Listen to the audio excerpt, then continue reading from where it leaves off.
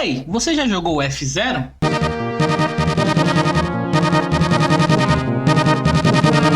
Um jogo da Nintendo incrível que veio e revolucionou os jogos de corrida, sendo um jogo que conseguiu marcar uma geração inteira lá dos anos 90. E uma curiosidade, se você quer saber como esse jogo enganou milhares e milhares de pessoas durante muito tempo e saber a sua história e algumas curiosidades nerds, continua aqui no vídeo que você já vai descobrir. Então, sem mais delongas, bora pro vídeo. O jogo F-Zero foi lançado juntamente com o Super Nintendo. F-Zero foi o precursor de uma franquia extremamente lucrativa para a Nintendo e que permanece viva até hoje. Com gráficos revolucionários, uma trilha sonora muito empolgante, sonoplastia excelente e uma jogabilidade muito, mas muito simples, F-Zero é considerado um dos melhores jogos clássicos do Super Nintendo e foi criado pela lenda Shigeru Miyamoto. F-Zero teve uma tarefa muito difícil, que era ser o segundo jogo lançado do console de 16 bits da Nintendo. E se você está aí me perguntando,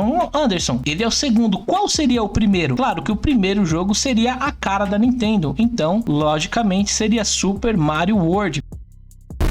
F-Zero se passa no longínquo século 26, mas exatamente no ano de 2560. Nessa época, os humanos acabavam de encontrar os alienígenas, estavam começando a fazer intensas trocas culturais, de tecnologia, comércio, entre outras coisas. E logo após isso, os multimilionários que estavam faturando muito, mas muito com essa troca comercial, começaram a ficar entediados com sua vida pacata e sem emoções, cansados daquela vida monótona de sempre, sem ter muito o que fazer, acabaram criando uma nova forma de entretenimento que atingia todas as espécies para que elas pudessem não só apenas assistir às corridas, mas também apostar um bom dinheiro nelas. Sabe esse negócio que você vê hoje? Aposte não sei que lá bet, não sei o que lá bet, não sei o que lá fé. Eles também já tinham pensado nisso há muito tempo, nesse sistema de aposta. E claro que não poderia ser apenas uma corrida simples, ela tinha que ser muito mais perigosa e até mesmo mortal para poder valer a pena do investimento que eles iam fazer. Tendo eles lançado isso, vários planetas se manifestaram interessados e começaram a criar suas próprias pistas de acordo com a sua raça, seu estilo, onde viviam e como era o seu planeta, para assim também ganhar dinheiro, não só com as apostas que eram colocadas, mas com o turismo, que ia fazer com que as pessoas fossem lá e pudessem gastar rios de dinheiro na sua economia, comendo, bebendo e etc. E esse entretenimento era baseado nas antigas corridas de Fórmula 1. A grande diferença é que os carros não teriam pneu, mas sim flutuavam usando uma tecnologia super magnética. Esses carros logo foram chamados de hovercars e eles corriam em pistas que eram seguradas por vigas antigravitacionais. Essa corrida se popularizou muito rápido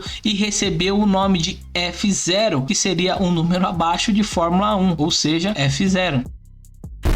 Quais que eram os personagens, os pilotos que tinham na época? F-Zero tem 4 personagens, ou seja, 4 naves à disposição do jogador para você poder selecionar e jogar, sendo ele o primeiro querido de todos, Blue Falcon, sendo pilotado pelo icônico Capitão Falcon, que você consegue jogar ele não só no F-Zero, mas também no jogo Smash Bros. Sabe aquele personagem que tem aquele famoso golpe, que é um soco gigantesco, gritando Falcon! Então, ele mesmo, sendo um caçador de recompensas, ele entra na corrida apenas buscando umas novas emoções ali. Porque, né, você tá ali entediado, falou, sou caçador de recompensa, o que eu quero? Novas emoções. Então, vou entrar numa corrida onde eu posso perder minha vida só para ganhar uma quantidade enorme de dinheiro.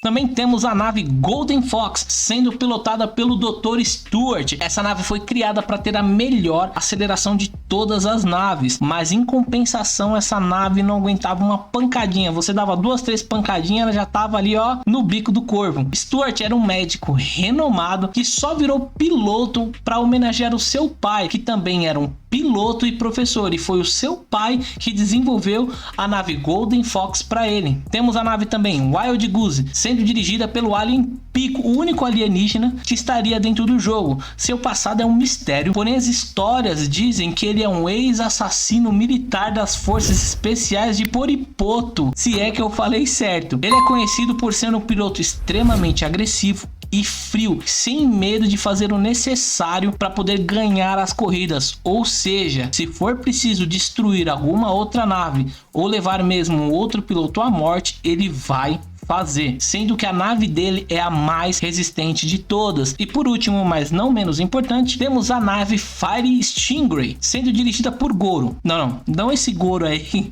que apareceu, este Goro aqui, um americano japonês, líder de um bando de ladrões, sendo um ex-policial e parceiro de Falcon. E após ter saído da polícia, em sua vida de crimes ele fez tanta dívida e tantos inimigos que teve que usar um nome falso e uma nave roubada para poder participar da sua corrida. E a sua nave é a construída para ter a melhor velocidade final. O jogo possui 13 circuitos distribuídos em 3 grandes prêmios. Cada circuito possui características únicas, porque cada uma é em um planeta, então você consegue perceber muito fácil aonde se passa e como é aquele planeta em si. Essa é uma sacada muito legal que eles conseguiram colocar dentro desse jogo. O jogo foi produzido pela Nintendo e foi uma aposta gigantesca que eles fizeram, que poderia ter dado muito, mas muito errado se não tivesse dado muito certo. As naves flutuavam e chegavam a velocidades superiores a 500 km por hora. As corridas são disputadas em circuitos intergalácticos, cheios de armadilhas, com minas terrestres, campos magnéticos que atraem você para os canteiros e acabam danificando o seu carro. As naves, por sua vez, não usam gasolina, afinal de contas, a gasolina é uma forma de energia muito rústica para o século 26, e então eles utilizaram uma forma de energia chamada apenas de Power. Eles não deram muito justificativa, mas ficou muito legal. Naquele tempo, os jogos tinham só um pano de fundo para contar o que eram, como se passavam, então eles não se aprofundavam muito nas histórias, principalmente em jogos de corrida. O Power reduz sempre que o outro piloto colide contra a nave, quando passa por uma mina ou até quando bate nos canteiros da pista. Isso diminui a velocidade das naves, mas pode ser recuperada em pit stops, que são aquelas linhas. Quando você está jogando, tem um monte de linha no cantinho, quando você passa, você carrega o Power novamente. É bem simples, mas funciona muito bem. Mas qual que era o objetivo? O objetivo era bem simples, como jogo de corrida, era simplesmente você ganhar todas as corridas e se tornar um campeão intergaláctico, porque até então o intuito dos pilotos era ganhar, porque eles receberiam uma enorme quantidade de dinheiro e fama intergaláctica. Mas aí entra a questão, por que esse jogo foi tão diferente e é aclamado por muitos fãs hoje em dia? Os gráficos tiveram um papel fundamental no sucesso de F-Zero, porque não bastava só ele ser o segundo jogo lançado pelo console. F-Zero trazia uma tecnologia que seria bastante utilizada na maturidade do console e principalmente nos seus últimos suspiros de vida. E agora cá a questão, como eles conseguiram enganar as pessoas por muito tempo? Justamente porque todo mundo naquela época achou que o jogo era 3D, mas não, nem de longe, ele era um 3D falso, vamos se dizer assim.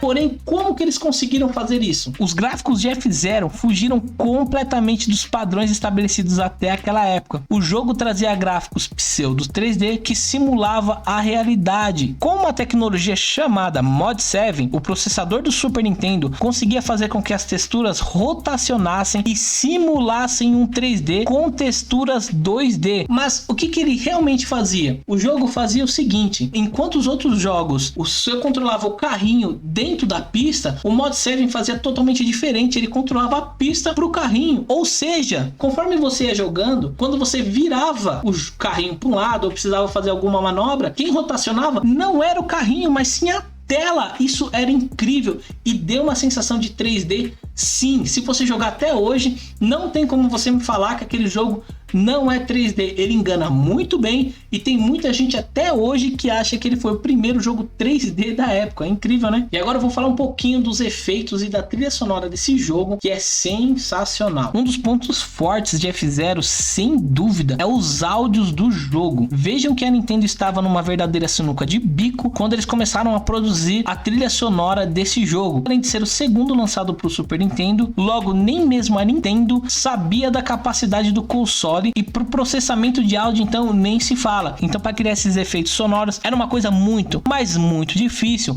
mas mesmo assim a Nintendo se superou e compôs sons e uma trilha sonora muito agradável e bastante realista. O som dos motores das naves acelerando é muito bacana e realmente dá uma ideia que a nave está flutuando, e sim consegue dar aquela sensação de que você está correndo muito, mas muito rápido. E agora vamos parar de falar sobre ficha técnica, sobre o que tinha, o que o processamento fazia, e vamos falar do que realmente interessa. O jogo era bom? Cara, o jogo era simplesmente incrível. Ele era muito simples de se jogar, não era um jogo onde você ficava perdendo horas para você ter que aprender.